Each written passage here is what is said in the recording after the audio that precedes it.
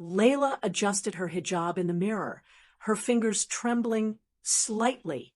The morning had been chaotic. Yusuf had spilled juice on his school uniform, and now her car wouldn't start. She sighed deeply, stepping outside to face the chilly morning air. "Need some help?" A voice called from across the driveway. Layla turned to see Daniel, her neighbor, walking toward her. He wore a worn-out hoodie and had a grease-stained rag in hand. His easy smile made her feel both grateful and uneasy. "I think it's the battery," she said, glancing at her car. "Mind if I take a look?" Daniel asked, his tone warm but respectful. She hesitated for a moment before nodding. Daniel lifted the hood, checking the connections with quiet focus. Yusuf peeked out from the front door, curiosity lighting up his face. "Looks like a loose cable," Daniel said. "I can fix it if you'd like." "Please," Layla replied softly. "That would be really kind of you." Within minutes, Daniel had her car purring again. Layla offered a smile, small but genuine. "Thank you," she said, shifting uncomfortably. "I'm not very good with this stuff." "No worries," Daniel chuckled. "Glad I could help." As Layla reached for her purse, Daniel raised a hand. "Don't worry about it. Just happy to help." That evening, as Layla stood by the kitchen sink washing dishes, she found her thoughts drifting back to him. He seemed kind, thoughtful even, but she reminded herself to stay guarded. Life had taught her that trusting too easily could lead to heartbreak. Days passed, and their paths continued to cross. Each time, Daniel greeted her with a friendly smile, never overstepping. One afternoon, as Layla sipped tea on her porch, she heard laughter from the sidewalk.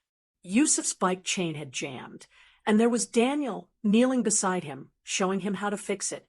"Push here," Daniel instructed, his voice gentle. "Now give it a spin." The wheel spun smoothly, and Yusuf beamed. "Thanks, Mr. Daniel." Layla couldn't help but smile. "That was very sweet of you," she said when Daniel glanced her way. "Yusuf's a smart kid," Daniel replied. "Did most of the work himself." Layla thanked him again, but something about Daniel lingered with her. His kindness, his patience, it unsettled her in ways she couldn't quite explain. Weeks later, during a chilly evening, Layla found herself overwhelmed. Bills, responsibilities, and the constant pressure to balance motherhood with her own emotions weighed heavily on her. During a neighborhood gathering, the noise and crowd became too much. Her breathing quickened, her chest tightening. "Layla?" Daniel's voice cut through the noise. He guided her away from the crowd, standing quietly beside her. "Breathe," he said softly. "In, out slowly."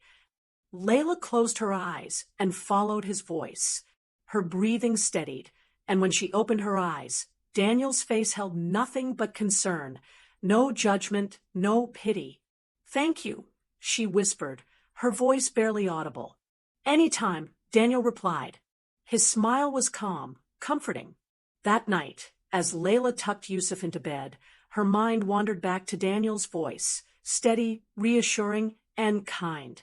She couldn't deny the warmth that lingered inside her. Days turned into weeks, and Daniel's presence became a quiet comfort. He never pushed, never lingered too long, yet somehow he was always there when she needed help. Whether it was shoveling snow from her driveway or offering a warm smile during school runs, his kindness never felt forced. One Saturday afternoon, Layla heard laughter from outside.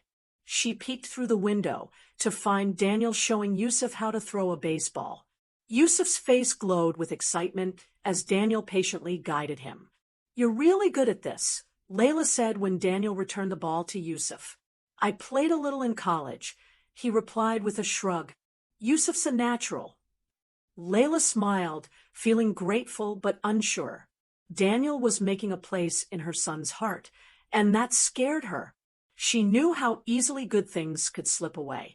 The following weekend, Daniel dropped by with a box in hand. "I saw this at a bookstore and thought Yusuf might like it," he said, holding up a children's science kit. You didn't have to, Layla replied. I know, Daniel said simply. I just thought he'd enjoy it. Later that evening, as Layla watched Yusuf excitedly build circuits from the kit, she couldn't ignore the warmth growing inside her. Daniel's kindness wasn't just directed at her, he genuinely cared for Yusuf too. Yet doubt kept creeping in. Layla had built walls around her heart for a reason. Her divorce had left scars, reminders that love could unravel no matter how deeply you believed in it. One evening, after a long day at work, Layla returned home to find Daniel sitting on his porch, sipping coffee. She paused for a moment before walking over. Rough day? Daniel asked. Yeah, she sighed. Bills, deadlines, everything. I get it, Daniel said. I've had my fair share of those. They sat in comfortable silence for a while, the air cool, but oddly soothing. Can I ask you something? Layla finally spoke. Why are you always so patient? Daniel smiled faintly. I guess I know what it's like to feel alone. After my mom passed, well, it felt like no one really saw me anymore. So, I try to show up when I can. His words struck something deep within her. Layla knew that feeling too, that quiet ache of carrying everything alone. A week later, during a late grocery run, Layla spotted Daniel in the same aisle. They exchanged a warm greeting before Daniel noticed her cart, a mix of hurried choices that barely resembled a proper meal. You okay? He asked gently. Layla forced a smile. Just tired. Without a word, Daniel walked over, swapping out her instant noodles for fresh vegetables and easy-to-cook meals. This stuff's faster and better, he said, grinning. Trust me.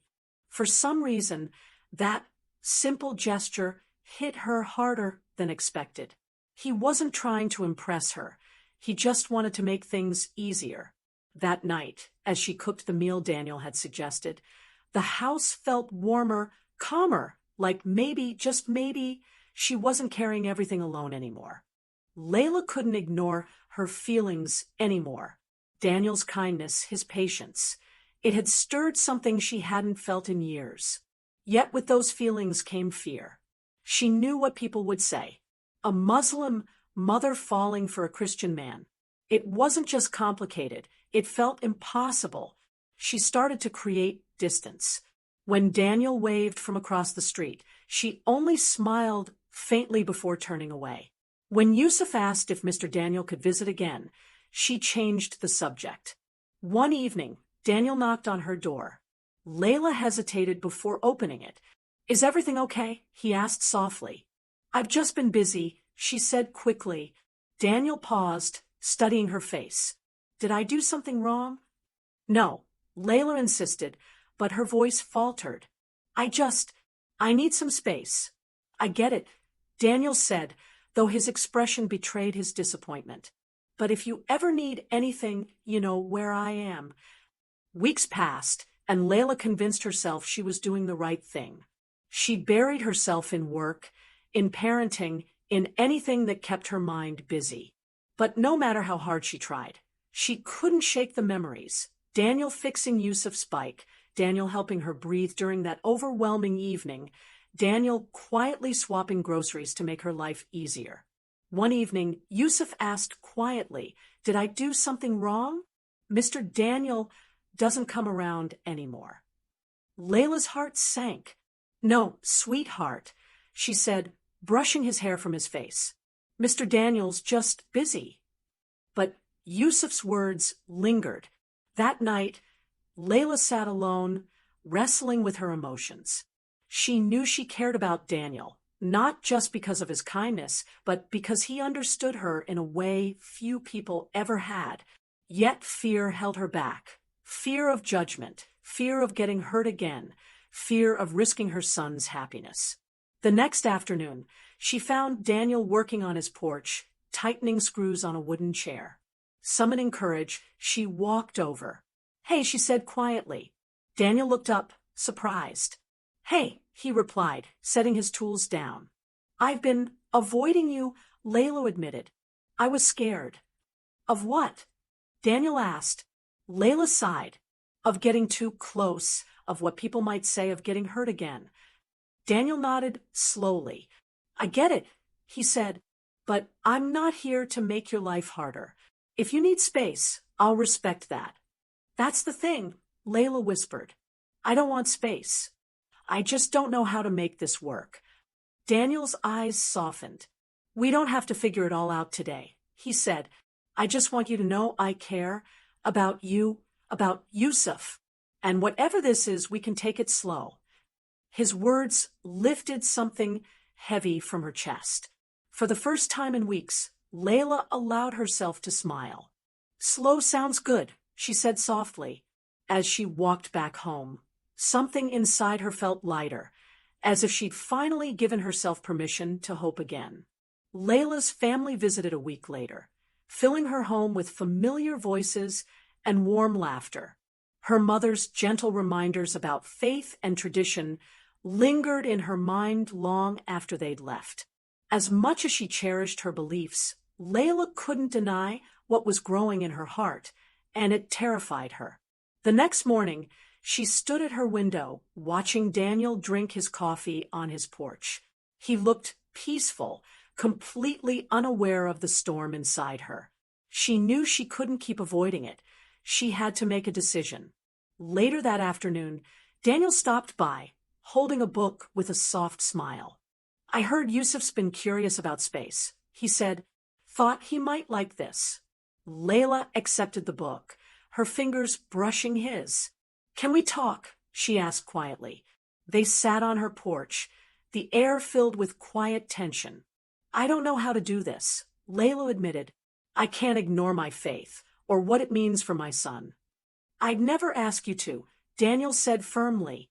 I know this isn't easy. You don't understand, Layla said, her voice breaking. People will talk. My family, they won't accept this. Daniel exhaled, slowly. Then let me understand, he said.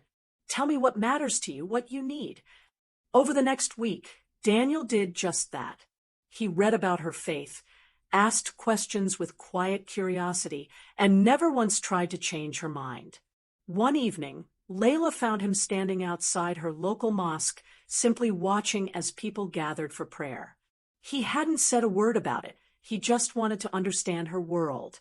When Layla confronted him about it, Daniel smiled softly. I know I can't be everything you need, he said, but I want to know what's important to you because you're important to me. His words stayed with her. For the first time, she felt something stronger than fear. Trust, not just in Daniel, but in herself. That weekend, Layla invited Daniel for dinner. It wasn't fancy, just a simple meal shared with Yusuf at the table.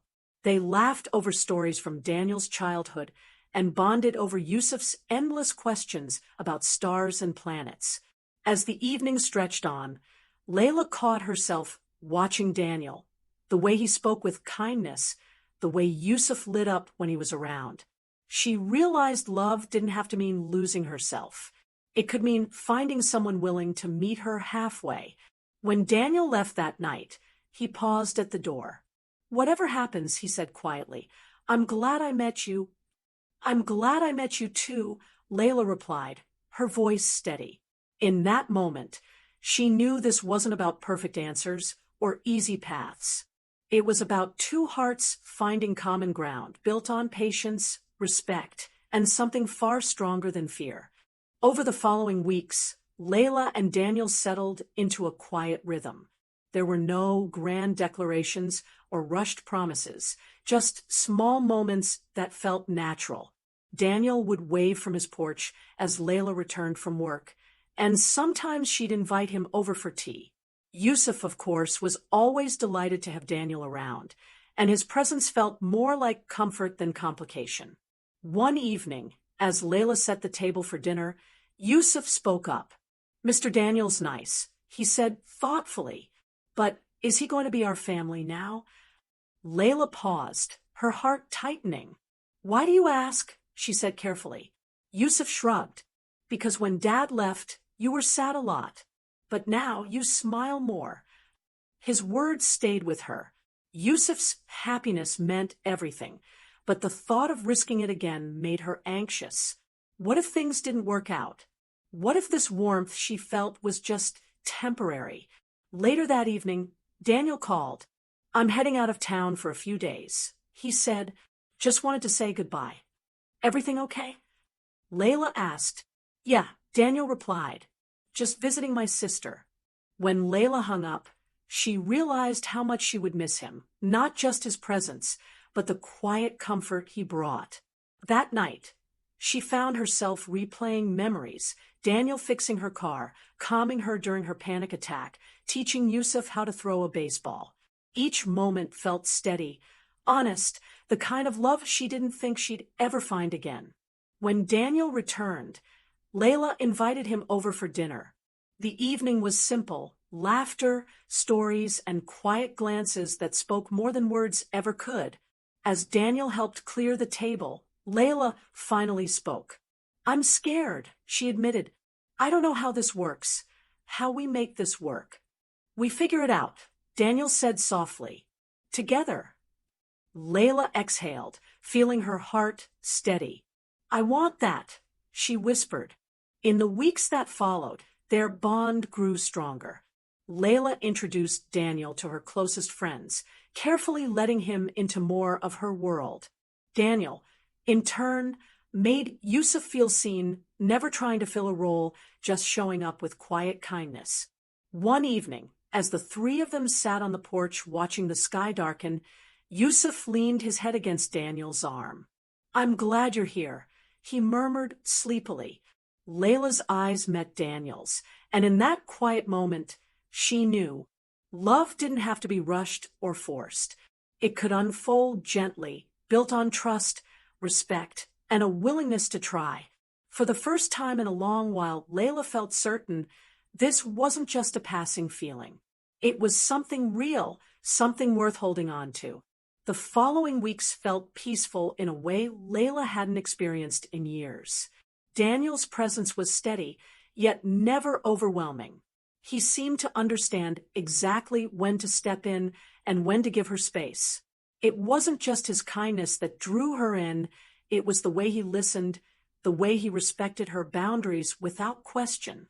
One evening, after dinner, they stood outside beneath a quiet sky. Yusuf had already fallen asleep, leaving the two of them in comfortable silence. "I've been thinking," Daniel said softly. "I know you're worried about what people might say, about how this fits into your life." Layla glanced down, her fingers curling tightly in her sleeves. "It's not just what people think," she admitted. "It's my faith, my values. I can't compromise on those." "I wouldn't want you to," Daniel replied. "I know that's part of who you are, and I wouldn't ask you to change that." His words eased something inside her, yet doubt lingered.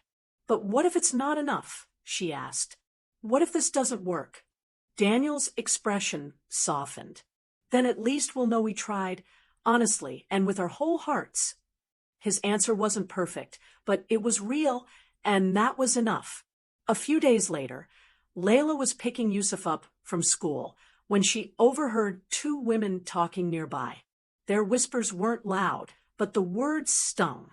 "Did you see her with that man again?" One murmured. "I heard he's not even Muslim." The other replied. "What kind of example is that for her son?" Layla kept her head down, pretending not to hear. But the words followed her home, gnawing at her insecurities. That evening, as she stood in the kitchen preparing dinner, her mother's voice echoed in her mind, reminders of how important it was to protect her family's values, to choose wisely. When Daniel called that night, she let the phone ring. She told herself she needed space, that it was easier this way. But the ache that followed made her realize she wasn't protecting herself. She was hiding. 2 days later, Daniel showed up at her door, concern in his eyes. "I haven't seen you around," he said quietly. "Is everything okay?" Layla hesitated, then finally spoke. "People are talking," she admitted, "and I don't know how to handle it." "You don't have to explain," Daniel said.